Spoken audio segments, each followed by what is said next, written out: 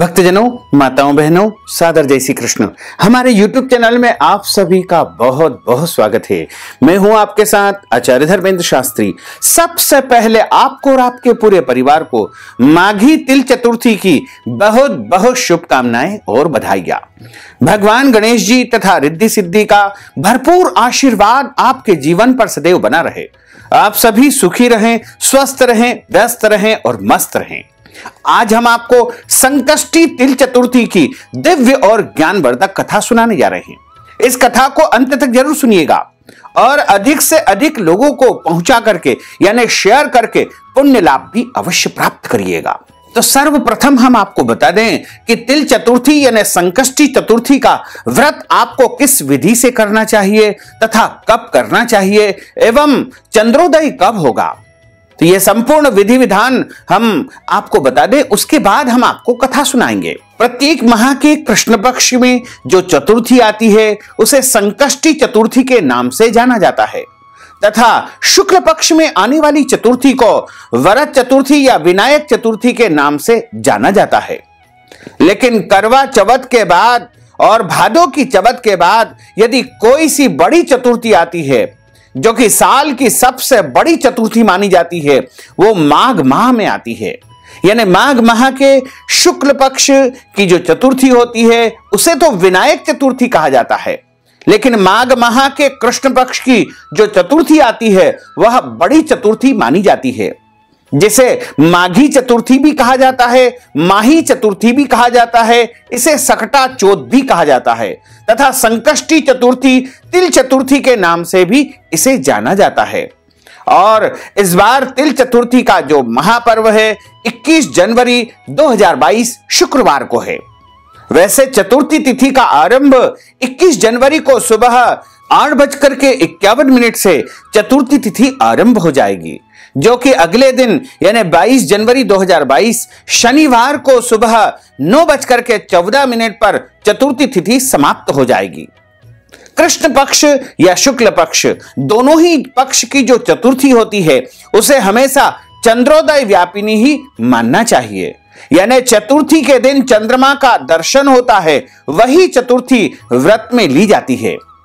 यदि सूर्योदय के समय तृतीया तिथि है और उसके बाद चतुर्थी तिथि आरंभ होती है, लेकिन यदि चंद्रोदय व्यापिनी चतुर्थी है तो उसी दिन चतुर्थी का व्रत करना चाहिए। इसलिए यदि आप संकष्टी चतुर्थी यानी तिल चौथ का व्रत करने जा रहे हैं तो आपको 21 जनवरी 2022 शुक्रवार के दिन ही संकष्टी तिल चतुर्थी का व्रत रखना चाहिए। साथ ही इस दिन प्रातः काल से व्रत आरंभ हो जाएगा। यानी आपको यदि निर्जला व्रत रखना है तो आपको ब्रह्म मुहूर्त में सुबह जल्दी उठना है, स्नान करना है, शुद्ध वस्त्र धारण करना है और उसके बाद अपने नित्य का पूजन अर्चन करें, सूर्य भगवान को जल अर्पित करें तथा आप इस दिन विशेष रूप से भगवान गणेश जी के सामने बैठ करके या तो जल लेकर के संकल्प करे या मन ही मन संकल्प कर ले कि आज मैं संकष्टी तिल चतुर्थी का व्रत करने जा रहा हूं या करने जा रही हूं। इस प्रकार आप प्रातःकालीन वेला में भगवान का पूजन अर्चन करने के बाद मन ही मन संकल्प कर ले और व्रत का धारण कर ले। वैसे तो तिल चतुर्थी यानी संकष्टी चतुर्थी का व्रत निर्जला व्रत किया जाता है। निर्जला निराहार इस व्रत को किया जाता है और जब चंद्रोदय होगा यानी 21 जनवरी 2022 शुक्रवार को चंद्रोदय का जो समय रहेगा वो रात को 9:19 पर चंद्रमा का उदय होगा। यानी प्रातः काल से लेकर के आपको चंद्रोदय तक इस व्रत को धारण करना है और उसके बाद भगवान का पूजन अर्चन करने के बाद व्रत खोल लेना चाहिए। संकष्टी माघी तिल चतुर्थी के दिन सभी भक्तजन, माताएं, बहनें सुख सौभाग्य और संतान की समृद्धि और सर्वत्र कल्याण की इच्छा से प्रेरित होकर के इस व्रत को धारण करते हैं। पद्म पुराण के अनुसार इस व्रत को स्वयं भगवान गणेश जी ने माता पार्वती को बताया था।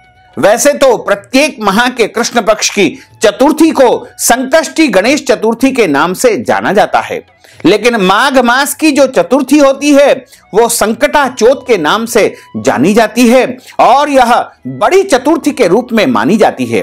पद्म पुराण के अनुसार संकष्टी तिल चतुर्थी के दिन ही कार्तिकेय के साथ पृथ्वी की परिक्रमा लगाने की प्रतिस्पर्धा में भगवान गणेश जी ने अपने माता पिता यानी भगवान शंकर जी तथा माता पार्वती की 7 बार परिक्रमा की थी और इसके बाद ही उनको जो है प्रथम पूज्य का वरदान इसी दिन प्राप्त हुआ था।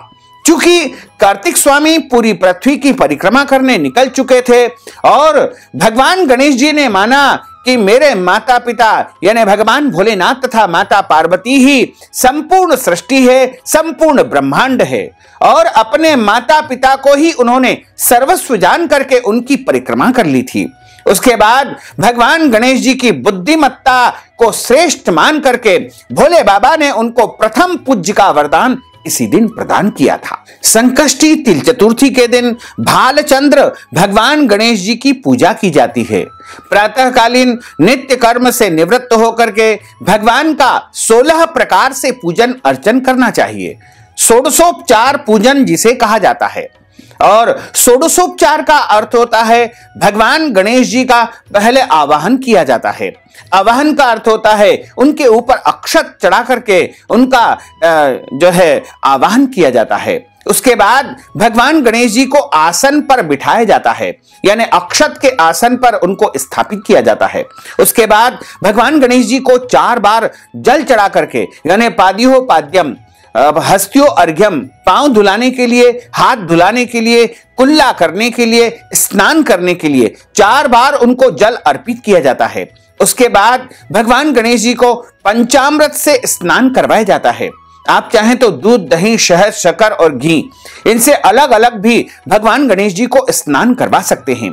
पंचामृत स्नान करवाने के बाद शुद्ध जल से स्नान कराएं, तीर्थोदक से यानी तीर्थ के जल से स्नान कराएं, गंगा जल, यमुना जल या फिर कोई भी पवित्र नदी के जल से उनको स्नान कराएं। उसके बाद चंदन के जल से प्रभु को स्नान कराएं। उसके बाद उनको जो है वस्त्र धारण कराएं, कलावा जिसे मौली या रक्षा सूत्र कहा जाता है। उसके बाद भगवान गणेश जी को जनेऊ का जोड़ा चढ़ाना चाहिए, चंदन उनको लगाना चाहिए, गंध उनको चढ़ाना चाहिए, कैसर का चंदन भी उनको आप लगा सकते हैं। उसके बाद चावल यानी अक्षत उनको चढ़ाएं। उसके पश्चात भगवान गणेश जी को फूल चढ़ाएं, लाल फूल या सफेद फूल भगवान गणेश जी को आप चढ़ा सकते हैं। गजाननम भूत गणादि सेवितम कपित्थ जम्बू फलचारु भक्षणम उमासुतम शोक विनाश कारकम नमामि विघ्नेश्वर पाद पंकजम। ओम गं गणपतये नमः। या फिर इस महामंत्र का उच्चारण करते हुए भगवान गणेश जी का स्मरण करते हुए उनको पुष्पादि समस्त वस्तुएं चढ़ाना चाहिए। पुष्प चढ़ाने के पश्चात भगवान गणेश जी को दूर्वा यानी धूप अर्पित करें। उसके बाद धूप तथा दीप उनको दिखाना चाहिए और इत्र उनको लगाना चाहिए और हाथ धो करके भगवान गणेश जी के सामने नैवेद्यम अर्पित करना चाहिए। तिल चतुर्थी के दिन भगवान गणेश जी को तिल और गुड़ से बने हुए लड्डू विशेष रूप से चढ़ाए जाते हैं। वैसे तो इस दिन भगवान गणेश जी को 10 लड्डू अर्पित किए जाते हैं और भगवान गणेश जी को लड्डू जब हम अर्पित करते हैं, भोग लगाते हैं, तो भोग के ऊपर दूर्वा अवश्य रखना चाहिए और भोग लगाने के बाद उस नैवेद्यम के आसपास जल घुमाना चाहिए। लेकिन ध्यान रखें, भगवान गणेश जी को तुलसी जी का पत्ता नहीं चढ़ाना चाहिए और भोग में भी तुलसी जी का पत्ता उपयोग नहीं करना चाहिए। उसके पश्चात भगवान गणेश जी को पान सुपारी या फिर पान का बीड़ा और लौंग, इलायची, पुंगी फल, तांबुल अर्पित करना चाहिए। उसके पश्चात भगवान गणेश जी को एक नारियल के ऊपर दक्षिणा रख करके अर्पित करना चाहिए। ऋतु फल, जो भी ऋतु के फल होते हैं, विशेष रूप से लाल फल या फिर अन्य कोई भी फल भगवान गणेश जी को आप चढ़ा सकते हैं। उसके बाद भगवान गणेश जी की आरती उतारे तथा संकष्टी गणेश चतुर्थी की कथा का श्रवण भी अवश्य करें। कथा हमेशा ब्राह्मण के मुख से ही सुनना चाहिए और पूजन कार्य सायंकालीन वेला में भी आप संपन्न कर सकते हैं। वैसे तो प्रातः काल भी आप पूजन अर्चन कर सकते हैं, लेकिन शाम के समय चूंकि चंद्रोदय रात्रि में होगा तो चंद्रोदय के पूर्व स्नान आदि से निवृत्त होकर के एक चौकी के ऊपर लाल कपड़ा बिछा करके उसके ऊपर कलश की स्थापना करके भगवान गणेश जी को बिठा करके उनका पूजन अर्चन करें और भगवान गणेश जी का पूजन अर्चन करने के बाद कथा का श्रवण करें और आरती उतारना चाहिए। तिल चतुर्थी के दिन अलग अलग क्षेत्रों में अलग अलग परंपराओं के अनुसार नैवेद्यम अर्पित किया जाता है। वैसे तो तिल और गुड़ के बने हुए लड्डू, ईख, शकरकंद, गुड़ तथा घी अर्पित करना चाहिए। यह नैवेद्य रात भर बांस की बनी हुई डलिया यानी टोकरी में ढक करके यथावत रख दिया जाता है तथा पुत्रवती स्त्रियां पुत्र की सुख समृद्धि और लंबी आयु के लिए कामना करती है और इस व्रत को धारण करती है। इस ढके हुए नैवेद्य को पुत्र ही खोलता है तथा भाई बंधुओं में बांटता है और धर्म ग्रंथों में लिखा हुआ है कि ऐसा करने से भाई बंधु में, परिवार में एकता और सामंजस्य तथा प्रेम स्थापित बना रहता है। अलग अलग राज्यों में, अलग अलग क्षेत्रों में तिल और गुड़ के लड्डुओं का बनाने का अलग अलग विधान बताया गया है। तिल और गुड़ के लड्डू बनाने के लिए सबसे पहले तिल के लड्डू बनाने के लिए तिल को अच्छी प्रकार से कढ़ाई में आपको भून लेना चाहिए तथा उसमें गुड़ की चाशनी मिला देना चाहिए। फिर तिलकुट का पहाड़ बनाया जाता है। तत्पश्चात भगवान गणेश जी की पूजा करके तिलकुट के पहाड़ को तोड़ा जाता है। भगवान श्री गणेश जी के पूजन के बाद चंद्रमा का जब उदय हो जाएगा यानी रात्रि 9:19 पर चंद्रमा का जब उदय होगा तो आप कलश से भगवान चंद्रमा को जल अर्पित करें, धूप दीप दिखाएं, चंद्रदेव से अपने घर परिवार की सुख और शांति के लिए प्रार्थना करें। इसके बाद एकाग्र चित्त होकर के तिल चतुर्थी यानी माघी चतुर्थी की कथा का श्रवण करें और भक्तों को भी कथा का श्रवण करवाएं और उपस्थित जनों को प्रसाद का वितरण कर देना चाहिए। इसके बाद स्वयं भोजन ग्रहण कर लेना चाहिए। यदि इस विधि से आप तिल चतुर्थी, माघी चतुर्थी का व्रत करेंगे तो निश्चित तौर से आपको भगवान गणेश जी की भरपूर कृपा प्राप्त हो सकेगी, क्योंकि भगवान गणेश जी रिद्धि सिद्धि के दाता है। जीवन की समस्त इच्छाओं को, मनोकामनाओं को भगवान गणेश जी अवश्य ही पूर्ण करते हैं। विशेष करके तिल चतुर्थी का व्रत संतान की लंबी आयु के लिए, परिवार में सुख शांति समृद्धि के लिए किया जाता है। तो यदि आप इस विधि से व्रत करेंगे तो आपको यदि संतान प्राप्त नहीं हो पाई है तो आपको संतान प्राप्त हो जाएगी और यदि आपके घर में संतान है तो उसको लंबी आयु मिलेगी और घर परिवार में सुख शांति समृद्धि का आगमन हो सकेगा। बोलिए गजानंद गणपति भगवान की जय। गजाननं भूतगणादिसेवितं कपित्थजम्बू फलचारुभक्षणं उमासुतं शोकविनाशकारकं नमामि विघ्नेश्वर पादपंकजं। बोलिए गजानंद गणपति भगवान की जय। विघ्नेश्वराय वरदाय सुरप्रियाय लंबोदराय सकलाय जगद्धिताय नागाननाय श्रुतियज्ञ विभूषिताय गौरीसुताय गणनाथ नमो नमस्ते।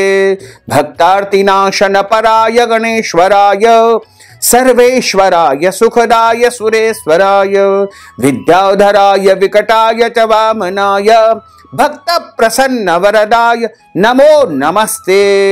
नमस्ते ब्रह्म रूपाय विष्णु रूपाय ते नमः।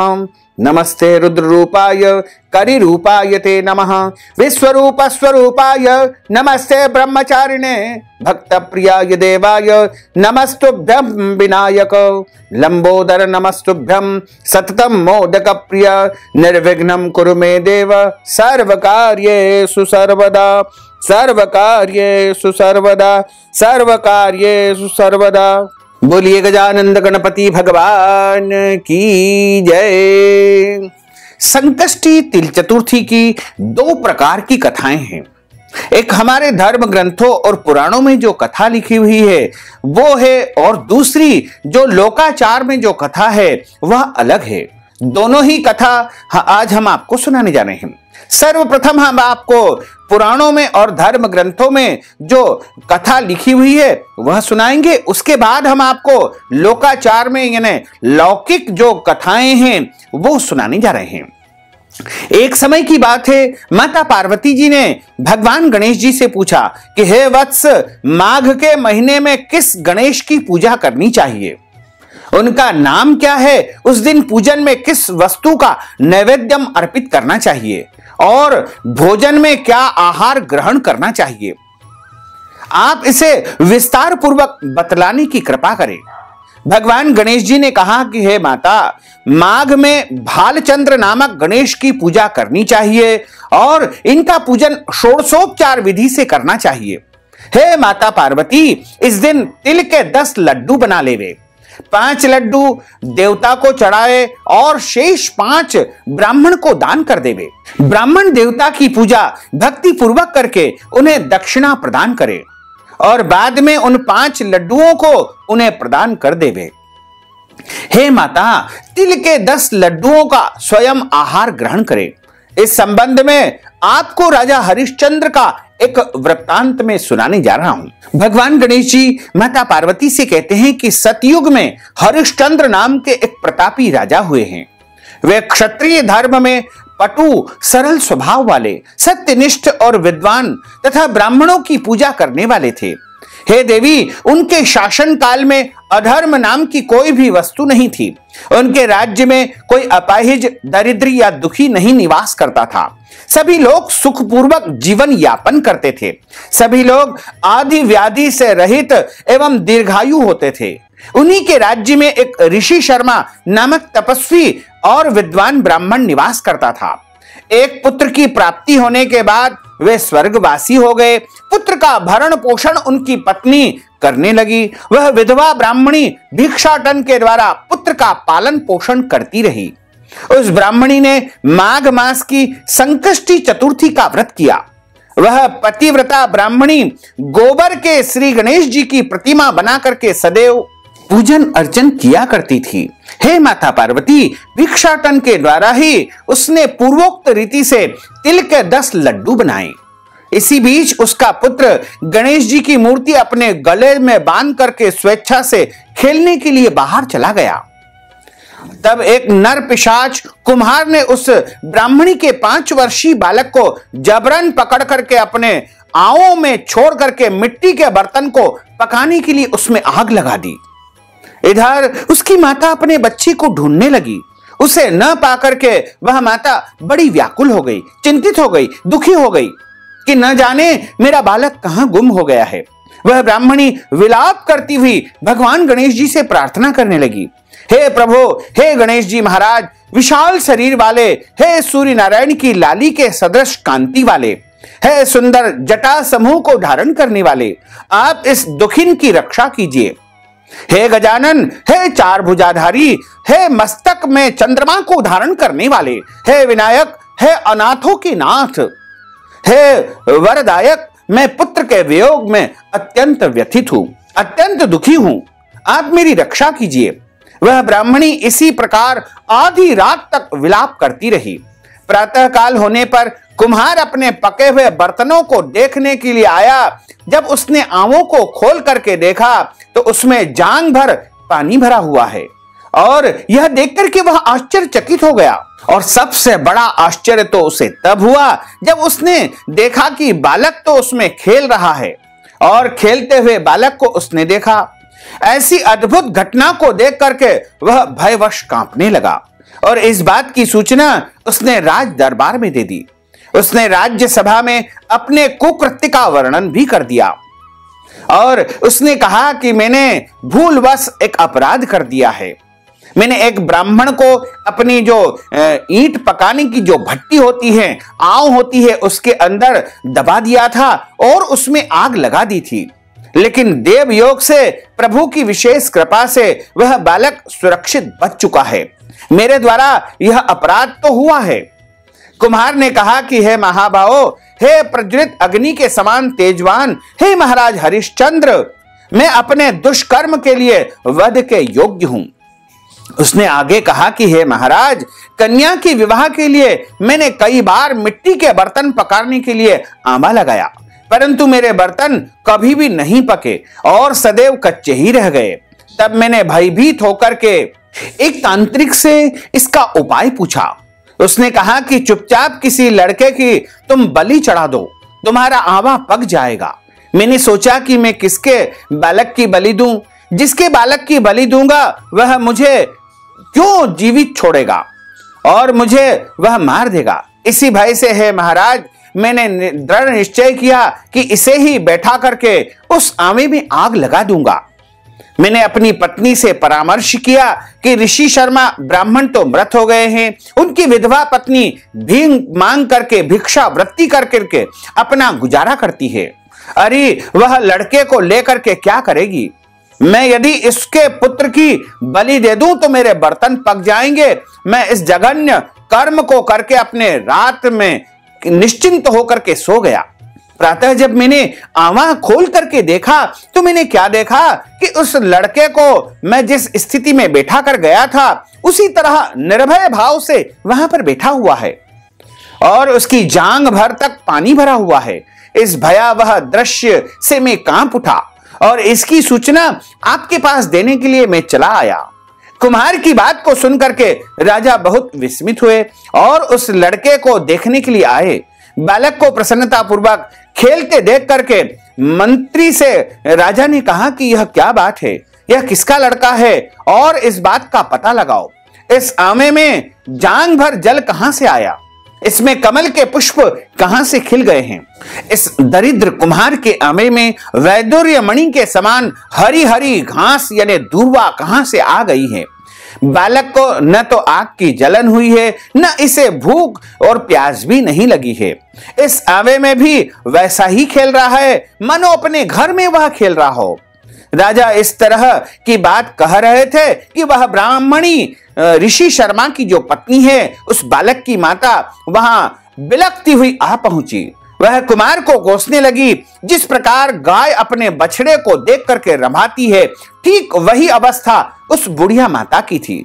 वह बुढ़िया माता अपने बालक को गोदी में लेकर के उसे प्यार करने लगी, दुलार करने लगी और अपनी गोदी में लेकर के कांपती हुई राजा के समीप बैठ गई। राजा हरिश्चंद्र ने पूछा कि हे ब्राह्मणी, इस बालक के न जलने का क्या कारण है? क्या तुम कोई जादू टोना जानती हो अथवा तूने कोई धर्माचरण किया है जिसके कारण बच्चे को आंच तक नहीं आई? राजा की बात को सुनकर के ब्राह्मणी ने कहा कि हे महाराज, मैं कोई जादू या टोना नहीं जानती हूं, न तो कोई धर्माचरण किया है, न कोई मैंने तपस्या की है, कोई योग दान आदि प्रक्रिया भी नहीं जानती हूं। हे राजन, मैं तो संकट नाशक गणेश चतुर्थी का व्रत करती हूं और उसी व्रत के प्रभाव से मेरा पुत्र जीता जागता बच गया। ब्राह्मणी की बात को सुनकर के राजा ने कहा कि मेरे राज्य की संपूर्ण जनता इस संकट नाशक गणेश चतुर्थी का व्रत करे, इसमें मेरी पूर्ण सम्मति है। राजा ने उसकी परिक्रमा करते हुए कहा कि हे पतिव्रते, तू अत्यंत धन्य है। राजा ने संपूर्ण नगर वासियों को भगवान श्री गणेश जी के इस व्रत करने का आदेश दे दिया। इस आश्चर्यजनक घटना के कारण सभी लोग उसी दिन से प्रत्येक मास की गणेश चतुर्थी का व्रत करने लगे और जब माघ माह की संकष्टी तिल चौथ आती, उस दिन विधि विधान से पूजन अर्चन करते और भगवान गणेश जी का जो है इस व्रत का पालन करते। और इस व्रत के प्रभाव से ब्राह्मणी ने अपने पुत्र के जीवन को पुनः प्राप्त किया था। इतना कहने के बाद भगवान श्री कृष्ण ने कहा कि हे युधिष्ठिर, आप भी यह सर्वोत्तम व्रत अवश्य कीजिए। इस व्रत के प्रभाव से आपकी समस्त मनोकामनाएं अवश्य ही पूर्ण होगी। आप मित्रों, पुत्रों, पौत्रों को सुख देने वाले साम्राज्य को अवश्य ही प्राप्त करेंगे। हे महाराज, जो लोग इस व्रत को करेंगे उन्हें पूर्ण सफलता अवश्य ही प्राप्त होगी, इसमें कोई भी संशय नहीं है। भगवान कृष्ण की बात से युधिष्ठिर बहुत प्रसन्न हुए और माघ माह के कृष्ण पक्ष की संकष्टी गणेश चतुर्थी का उन्होंने पूरे विधि विधान से व्रत किया और उस व्रत के पुण्य प्रताप से निष्कंटक राज्य को भोगने लगे। बोलिए गजानंद गणपति भगवान की जय। अब हम आपको एक लौकिक कथा सुनाने जा रहे हैं। एक शहर में देवरानी तथा जेठानी निवास करती थी। जेठानी अमीर थी और देवरानी गरीब थी। देवरानी भगवान गणेश जी की भक्त थी। देवरानी का पति जंगल से लकड़ी काट करके बेचता था और अक्सर बीमार रहता था। देवरानी जेठानी के घर का सारा काम करती थी और बदले में जेठानी बचा हुआ भोजन, पुराने कपड़े उसको दिया करती थी। इसी से देवरानी का परिवार चलता था। माघ महीने में देवरानी ने तिल चौथ का व्रत किया। 5 आने का तिल व गुड़ ला करके तिल कुट्टा बनाया। पूजा करके तिल चौथ की कथा, तिल चौथ की कहानी सुनी और तिल कुट्टा छीके में रख दिया और सोचा कि चांद उगने के पहले तिल कुट्टा और उसके बाद ही कुछ खाऊंगी, यानी चंद्रोदय के पश्चात ही मैं इस आहार का ग्रहण करूंगी। कथा सुनकर वह जेठानी के यहां चली गई और भोजन बनाकर जेठानी के बच्चों से भोजन करने को कहा। तो बच्चे बोले कि मां ने व्रत किया है और मां भूखी है, जब मां खाएगी हम भी तभी खाएंगे। जेठ जी को भोजन करने को कहा तो जेठ जी बोले कि मैं अकेला नहीं खाऊंगा, जब चांद निकलेगा तब हम सभी खाएंगे और मैं भी खाऊंगा। जेठानी ने उसे कहा कि आज तो किसी ने भी अभी तक भोजन नहीं किया है, तो मैं कैसे भोजन दे सकती हूं, तुम सुबह सवेरे ही बचा हुआ भोजन ले जाना। देवरानी के घर पर पति बच्चे सब आस लगाए बैठे थे कि आज तो तिल चतुर्थी का बड़ा त्योहार है, संकष्टी चतुर्थी है, इसलिए आज तो बड़े बड़े पकवान हमें को भोजन में प्राप्त होंगे। परंतु जब बच्चों को पता चला कि आज तो रोटी भी नहीं मिलेगी तो बच्चे जोर जोर से रोने लगे।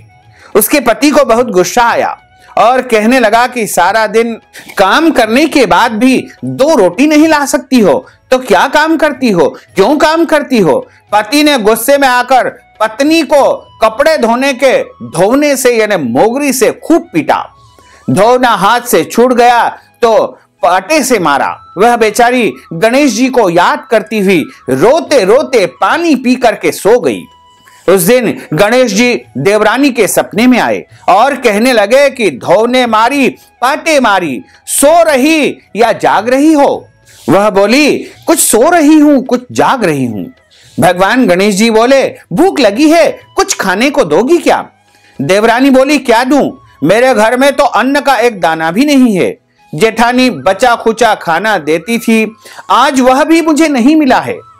पूजा का बचा हुआ तिल कुट्टा छिके में पड़ा है, वही खा लो। तिल कुट्टा खाने के बाद गणेश जी बोले धोने मारी पाटे मारी, निमटाई लगी है, कहां निमटे। वह बोली यह पड़ा घर है, जहां इच्छा हो निमट लो। फिर गणेश जी बच्चे की तरह बोले अब कहां पहुंचूं। नींद में मग्न अब देवरानी को बहुत गुस्सा आया, कब से तंग किए जा रहे हो, अब कहां पहुंचोगे, मेरे सर पर पहुंचोगे क्या, मेरे सर पर पहुंच लो। सुबह जब देवरानी उठी तो यह देख करके हैरान रह गई कि पूरा घर हीरे मोती से जगमगा रहा है। सिर पर जहां विनायक जी पोछनी करके गए थे वहां हीरे के टीके व बिंदी जगमगा रहे थे। उस दिन देवरानी जेठानी के यहां काम करने नहीं गई। बड़ी देर तक राह देखने के बाद जेठानी ने बच्चों को देवरानी को बुलाने के लिए भेज दिया। जेठानी ने विचार किया कि कल उसने भोजन नहीं खाया है, भोजन नहीं दिया है, शायद उसको बुरा लग गया है। देवरानी बुरा मान गई है। बच्चे बुलाने गए तो बोले चाची चलो, मां ने बुलाया है, घर का सारा काम अधूरा पड़ा है। देवरानी ने जवाब दिया अब मुझे कोई काम करने की आवश्यकता नहीं है, घर में सब भरपूर है, गणेश जी की भरपूर कृपा मुझे प्राप्त हो चुकी है। बच्चों ने घर जाकर के मां को बताया कि चाची का पूरा घर हीरे मोती जवाहरात से जगमगा रहा है, उनके घर में किसी भी प्रकार की कोई कमी नहीं है, अब उनको हमारे घर में काम करने की बिल्कुल भी आवश्यकता नहीं रही है। जेठानी दौड़ती हुई देवरानी के पास आई और पूछा कि यह सब कैसे हुआ है और कहां से आया है। देवरानी ने उसके साथ जो भी घटित हुआ वह सब उसे बताया। घर लौटकर जेठानी अपने पति से कहती है कि आप मुझे धोने और पाटे से मारो। उसका पति बोला कि भली मानस, मैंने कभी तुम पर हाथ नहीं उठाया है, मैं तुम्हें धोने और पाटे से कैसे मार सकता हूं। वह नहीं मानी और जिद करने लगी। मजबूरन पति को उसे मारना पड़ा। उसने ढेर सारा घी डाल करके चूरमा बनाया और छीके में रखकर रात में सो गई। रात को चौथ विनायक जी के सपने में आए और कहने लगे, भूख लगी है, क्या खाऊं। जेठानी ने कहा कि गणेश जी महाराज, मेरी देवरानी के यहां तो आपने सूखा तिल कुट्टा खाया था। मैंने तो झरते घी का चूरमा बनाकर आपके लिए छीके में रखा हुआ है। फल और मेवे भी रखे हैं, उनको आप खा लीजिए।